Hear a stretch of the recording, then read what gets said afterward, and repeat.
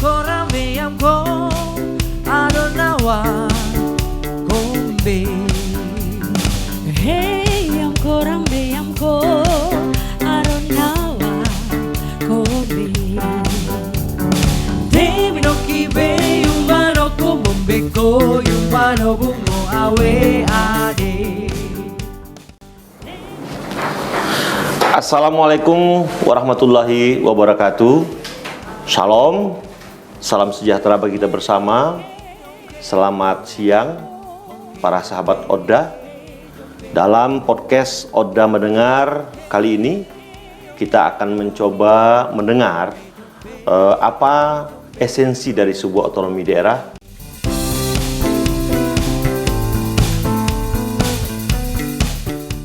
Telah hadir bersama saya saat ini Adinda Thomas Kimco, ya, anak muda yang ganteng, ya, berprestasi. Ya.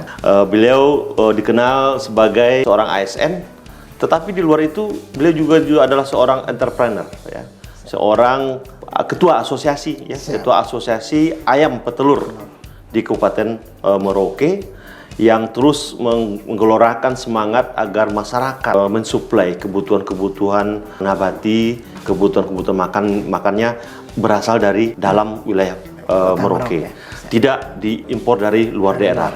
Ini adalah sebuah langkah yang sangat-sangat luar biasa dari seorang aktor penyelenggara pelayanan publik, seorang aktor penyelenggara pemerintahan juga, seorang kader pemerintahan, ya, yang menurut kami juga harus diketahui oleh banyak pihak bagaimana Adinda Thomas Kimco ini memulai kegiatan-kegiatan sebagai seorang entrepreneur dan juga tidak mengabaikan tugas-tugasnya sebagai seorang abdi negara dan abdi masyarakat. Saya ingin tanya dulu nih, kenapa memilih menjadi seorang pengusaha ayam petelur? Ya, silakan, Mo. Ya, terima kasih Pak Dirjen. Izin kalau saya ditanya kenapa saya memilih selain ASN saya memilih sebagai peternak ayam petelur. Saya melihat bahwa anak-anak Papua yang sudah lulus dari kuliah pulang gelar S1, S2 itu pulang kembali seperti biasa. Artinya melaksanakan aktivitas kembali seperti sedia kala. Maka saya mau menunjukkan kepada mereka sebenarnya bahwa Papua ini sangat luas, kaya dengan segala macam potensi-potensi sumber daya alam yang ada. Ingat, ASN itu bukan menjadi tujuan akhir ketika kita selesai kuliah. Tetapi ternyata potensi sangat banyak. Oleh karena itu saya mau menunjukkan bahwa ini loh, tidak hanya kita pegawai negeri saja, tetapi dengan kita membidik potensi-potensi yang ada. Saya kasih contoh, macam saya ambil ayam petelur. Ternyata ketika saya sudah berjalan kurang lebih 6 tahun, saya sebagai kepala bidang gaji mungkin dirata-ratakan 5-6 juta. Tapi bayangkan ketika saya membidik usaha ini, saya kerja mungkin 1 tahun baru bisa tutup 1 bulan penghasilan saya. Artinya bahwa begitu besar dan menjanjikan potensi ekonomi. Peluangnya besar sekali. Siap. Sekarang kan menjadi ketua, ya, ketua Asosiasi Ayam Petelur Kabupaten Merauke. Ya. Nah, tentunya sebagai ketua memimpin beberapa pengusaha-pengusaha ayam petelur lainnya. Ya. Ada berapa banyaknya di Merauke? Ya, sampai dengan saat ini yang sudah terdaftar di dalam anggota Asosiasi HIPAR Merauke, Himpunan Peternak Ayam Ras Petelur Merauke, sampai saat ini sudah berjumlah kurang lebih 31 peternak. Dan 31 peternak itu yang saat ini saya masih terus memberikan support kepada generasi-generasi lokal Papua, milenial Papua. Bahwa dari 31 ini baru 1 orang asli Papua di Merauke, yaitu saya sendiri yang ini. Memang ya, untuk memulai sesuatu ini butuh keseriusan, seperti itu. Jadi bahasa saya sederhana, ketika kita memulai usaha, kita membidik satu usaha, jangan kita bahasanya tidak boleh mencoba, tetapi harus memulai. Nah, seperti itu. Kalau kita mencoba, maka gagal kita akan mencoba pekerjaan yang lain atau prospek yang lain. Sebentar nih, ada 31 pengusaha ayam petelur. Ayam petelur. Dan cuma 1 yang orang asli Papua. Iya. Dan langsung diangkat jadi ketua.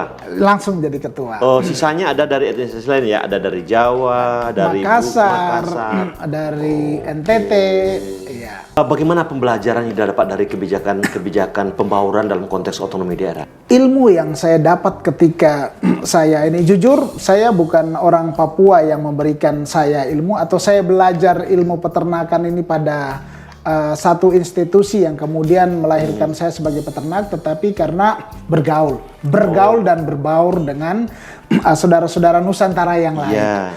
Saya dapat ilmu ini dari saudara kita dari Bugis, Makassar. Seperti itu. Pada saat waktu itu saya sebagai lurah. Dan ini sangat unik bahwa ketika saya lurah, saya datang dengan kesederhanaan tanpa menunjukkan bahwa saya adalah seorang ASN dan saya adalah seorang lurah.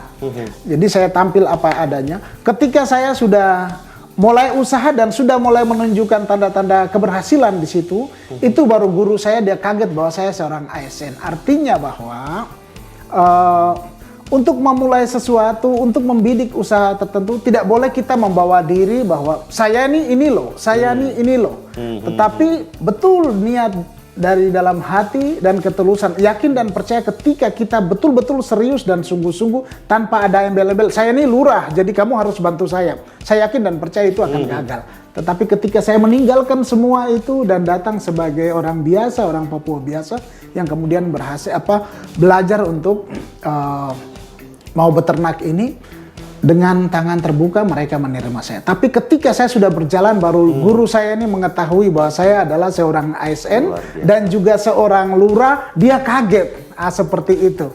Jadi memang ya tampil apa adanya, kesederhanaan itu sangat penting untuk bisa berkolaborasi, berbaur, dan juga bisa diterima oleh lapisan masyarakat saudara-saudara Nusantara yang lain. Nah, saya ingin tanya, dalam konteks otonomi khusus, apakah kehadiran dari Undang-Undang Nomor 2 2021, norma-norma yang sudah hadir itu memberikan ruang apa? Apa peluang yang kira dapat bagi Thomas Kimco dalam mengembangkan tidak hanya pelayanan publik, tetapi juga bagaimana peran orang asli Papua di dalam mengembangkan sumber-sumber daya ekonomi yang luar biasa sekali di Merauke ini. Iya. Nah, bagaimana pandangannya, Thomas? Iya, ketika otonomi khusus 21 tahun 2001 dan sekarang mendapatkan revisi di nomor 2 tahun 2021 ini, maka ada hal-hal positif yang saya ambil. Yang pertama adalah saya mau katakan bahwa secara umum Otsus dari 2001 sampai dengan 2021 banyak orang mengatakan gagal.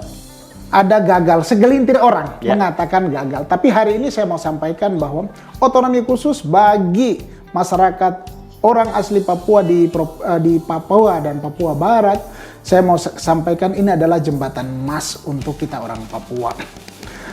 Dan saya sampaikan bahwa ini adalah jembatan emas yang kemudian bisa mengangkat harkat dan derajat kita orang asli Papua.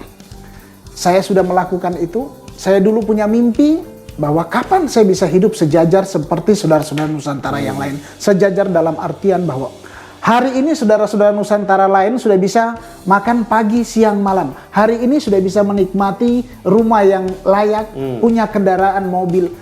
Dulu saya berpikir, kapan saya bisa seperti itu? Dengan adanya otonomi khusus ini, kami diberikan ruang yang sangat luas. Seperti itu. Maka saya memanfaatkan ini.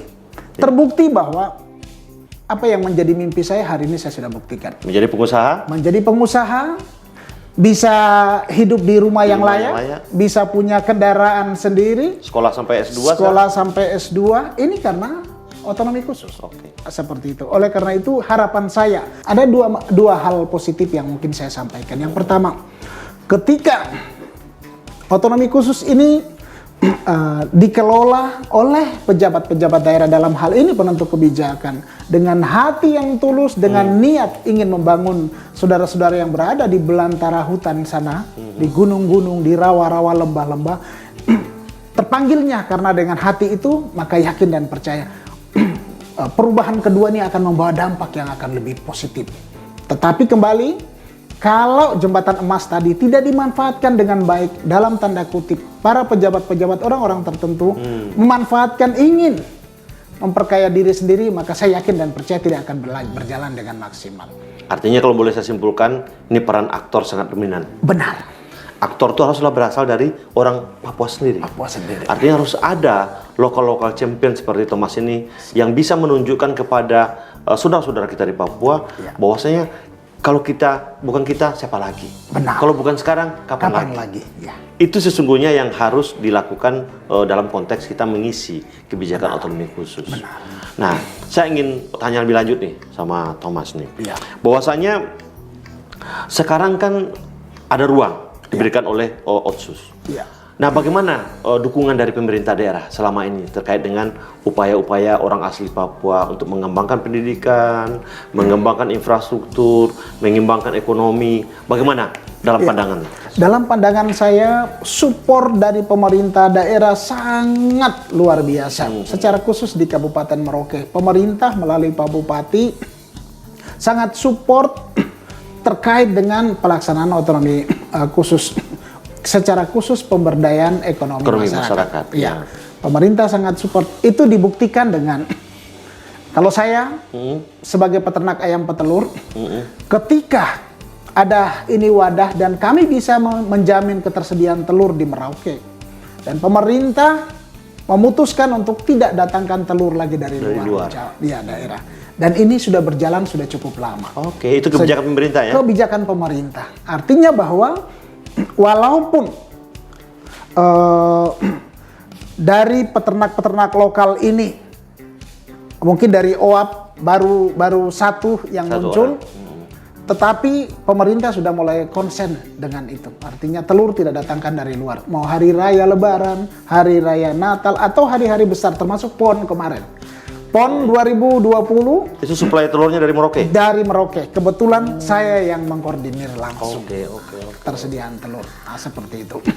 Kemudian gini, tadi dari 31 pelaku usaha petelur. Nah, baru satu Thomas Kimco yang orang asli Papua. Nah, menurut Thomas, apa langkah-langkah yang sudah dilakukan ke depan agar orang seperti Thomas ini muncul? Orang asli Papua, tidak hanya di bidang petelur ya, mungkin di bidang sapi dan lainnya. Bagaimana menurut pandangannya Thomas? Pandangan saya adalah harus konsisten, pemerintah daerah konsisten terkait dengan pemberdayaan masyarakat lokal. Misalkan saya kasih contoh, kalau misalnya bantuan peternak ayam petelur, ini urutannya banyak sekali.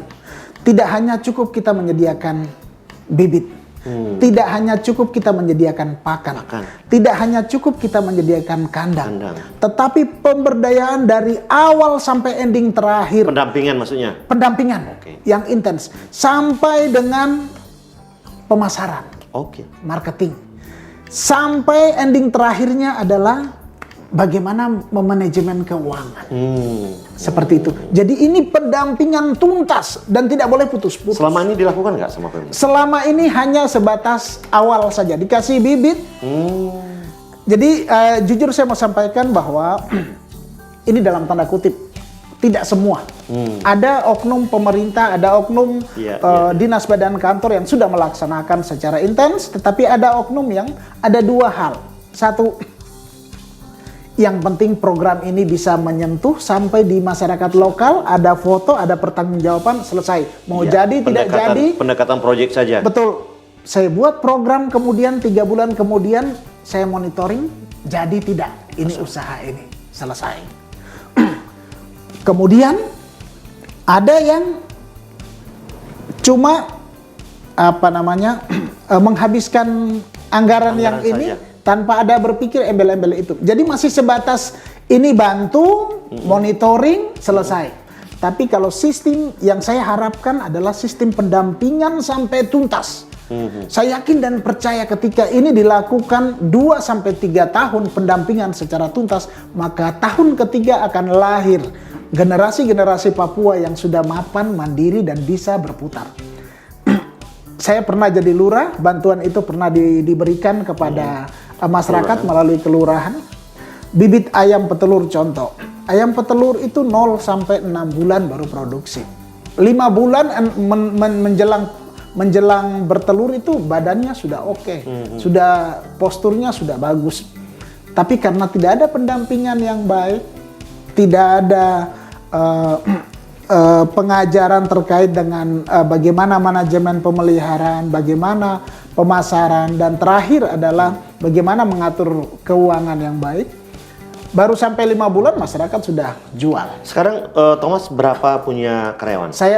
Sekarang saya punya karyawan ada kurang lebih 4 orang. 4 orang. Ya. Yang orang asli Papua semua? Orang asli Papua, inilah masalahnya. Saya sudah berbagai suku yang ada di Animha, di Anim.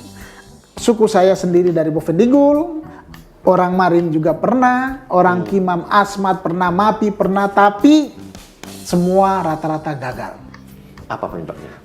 Penyebab adalah satu yang perlu kita masuki adalah harus punya komitmen dalam hati untuk ini sudah mata pencaharian saya. Kalau saya sebagai anak muda yang kemudian besok punya keinginan untuk melanjutkan kuliah, ini sudah sumber pendapatan yang kemudian saya akan jadikan ini. Jadi gaya hidup, kebiasaan-kebiasaan internal inilah yang harus kita rubah. Kebiasaan-kebiasaan gaya mau hidup hura-hura, mau cepat dapat, mau cepat, tidak mau berproses. Inilah yang kemudian kadang-kadang membuat kita anak-anak Papua itu terkadang putus asa. Berapa sekarang punya ayam petelur? Saya populasi sekarang 5.000-an. Dengan 4 orang karyawan? Dengan 4. Ideal kalau untuk ayam petelur itu per 1.500 itu cukup satu orang. Iya. Lalu punya ini enggak? Tadi Thomas sudah cerita apa kendala-kendala persoalan sumber daya manusia yang orang asli Papua. Kita tahu tujuan otonomi daerah, tujuan otonomi khusus adalah bagaimana mendorong agar orang asli Papua itu menjadi tuan di negeri sendiri. Nah, dalam konteks ekonomi di Merauke, apakah asosiasi ayam petelur ini punya rencana nggak untuk mendorong orang asli Papua menjadi pelaku selain Thomas gitu loh. Iya. Artinya ke depan tidak cuma 31 orang, tapi bisa 50. Tetapi harus dari orang asli Papua. Ada nggak langkah-langkah seperti itu? Iya. Kami sudah ada langkah-langkah untuk pemberdayaan. Tetapi kembali lagi kita harus sinkron dengan dinas teknis dalam hal ini adalah Dinas Peternakan dan Kesehatan Hewan Kabupaten. Saya punya tesis juga kemarin saya ambil terkait dengan evaluasi pemberdayaan masyarakat terkait dengan bantuan-bantuan ternak yang diberikan. Artinya bahwa memang harus sinkron.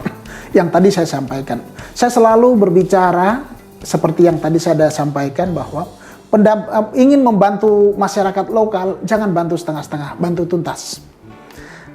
Ketika saya mengajak mereka untuk tuntas ini, maka terkendala adalah di finansial. Oke. Makanya saya sampaikan kepada teman-teman di dinas bahwa kita mau buat program yang tuntas dan benar-benar kita lakukan pendampingan itu. Dari awal sampai dengan ini. Tidak bisa setengah-setengah. Tidak bisa setengah. Dan inilah teman-teman agak kesulitan. Artinya kaderisasi yang dilakukan haruslah dimulai dengan pendekatan yang betul-betul holistik ya? Iya. Dan meyakinkan pemerintah penentu kebijakan untuk benar. Program ini berhasil. Begitu. Selama ini kan kita di daerah hanya program berulang, mau jadi tidak jadi berulang, tidak ada inovasi baru, gitu. Kalau ini gagal, sudah banyak ada bantuan-bantuan, misalnya bibit ayam, ada dibangun kandang, tapi kenapa satu generasi itu kemudian tidak ada perkembangan, tidak ada regenerasi kemudian? Cuma satu yang muncul orang asli Papua menjadi pebisnis. Ini adalah tantangan yang luar biasa. Ini tantangan luar biasa. Pemerintah tentunya harus menjadikan ini sebagai evaluasi. Bahwasanya ada persoalan sumber daya manusia di wilayah Papua yang belum maksimal. Bukan cuma persoalan sumber daya manusia, yang paling penting itu adalah persoalan kultur, persoalan semangat dan sebagainya. Tentunya kita berharap pemerintah provinsi dan kabupaten kota di Papua juga harus membuat desain yang jelas bagaimana bisa menghasilkan pengusaha-pengusaha yang berasal dari masyarakat lokal. Saya pikir itu ya para sahabat Oda. Beliau ini adalah aktor penyelenggara pemerintahan daerah yang menginspirasi sekaligus juga sebagai sebuah contoh yang bagus bagaimana masyarakat lokal itu mampu untuk leading di dalam ekonomi lokal di daerahnya. Kita berharap Otsus Papua akan bisa menghadirkan Thomas Kimco yang lain, ya. Tidak hanya di Kabupaten Merauke, tetapi juga di seluruh kabupaten kota di Papua dan Papua Barat. Sangat menginspirasi sekali. Terima kasih banyak. Saya berharap ke depan Thomas akan bisa betul menjadi tidak hanya pelaku lokal, tetapi juga menjadi pelaku di tingkat nasional. Amin. Demikian, mohon maaf bila ada kurang berkenan. Wassalamualaikum warahmatullahi wabarakatuh. Ongke jombe, jombe rilo.